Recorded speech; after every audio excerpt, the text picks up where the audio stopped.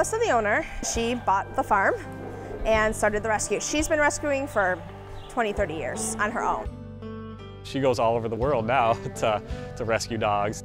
I got here probably about a year after it first started.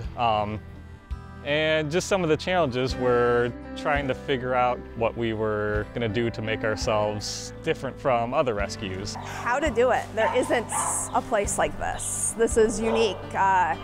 When you look at feral dogs, plus livestock, plus the neglect and abuse we take in, and there's still challenges that come every day. We have vet bills that are crazy, you know, because we barely, I don't even know if we've taken in dogs that weren't injured or sick. And livestock, they need to be vaccinated and wormed too, so the vet bills are out of this world. Maria, which was our bait dog, her back was broken intentionally to be used to teach a dog to fight. She would have been killed fighting. The home she was in was also used to run drugs. I think the first thing for me to fall in love with the livestock was Jersey. He was a goat and his jaw was broken, so we had to cut his food up. Horses can sunburn like humans. Seven was left out year-round with no shade, no food, no water. And her forehead split open completely and then became infected from sunburn. And it caused her to go blind. They had to completely remove one eye, and the other one, they give surgery to restore slight vision for a little while. Selena came to us from Saudi Arabia. She was one of our most abused animals we've seen. She was beaten daily with rubber hoses to the point where she really didn't have any fur. It was all scabs or bleeding. She came here terrified to the point where when we were filling water buckets, we couldn't bring the hose back to fill. We had to fill up here and walk to the back because that looked too much like what she'd been beat with. Now she's a dog who will come up to strangers for pets.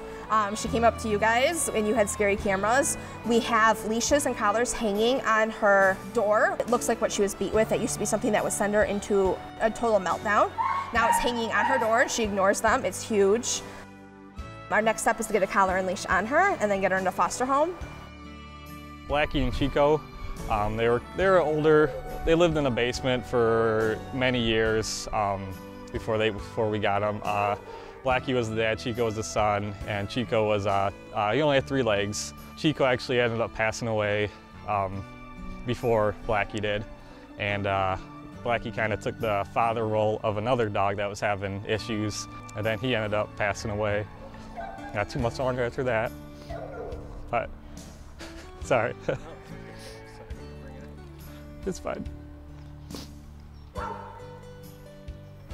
You nurse them back to health, and then you try to pick the best family for them.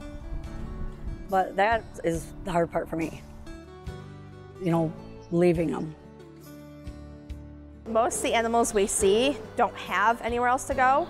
If they weren't here, they'd be put down or they'd still be getting abused. It's not always easy. It's expensive because a lot of medical cases, which I get, not a lot of other people can do it because of that reason. We're still learning a lot. It might not always be perfect, but they teach us a lot. I mean, every dog that comes in is different, so just be able to take dogs out of bad situations or stuff like that and try to make them successful. It's just something different, I think, than a lot of other places do.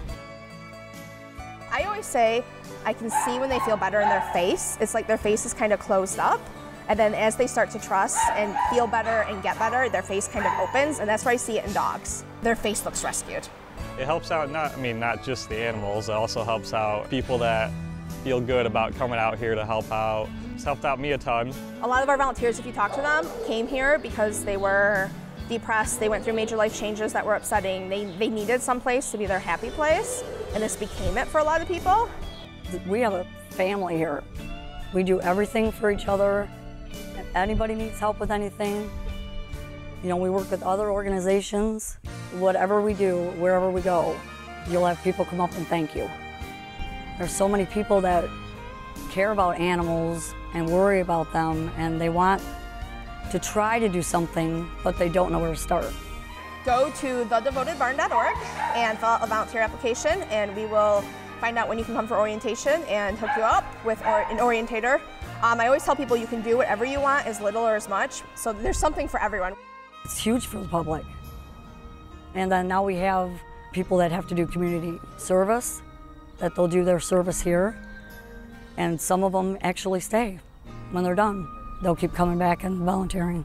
The education we give, it's one of the things I had to learn coming into rescue. You should know what's right and wrong. People don't. People just need more education, and the education that we're giving on a wide scale is priceless. It's a great feeling to know that, you know, you're doing something for them that might never have been possible for them. You know, somebody else might never have given them a chance. We're kind of a lot of the dog's last hopes. So, I mean, just the lessons we give and the lives we save, it's worth it. Can't save everybody, but the ones we do save are pretty thankful.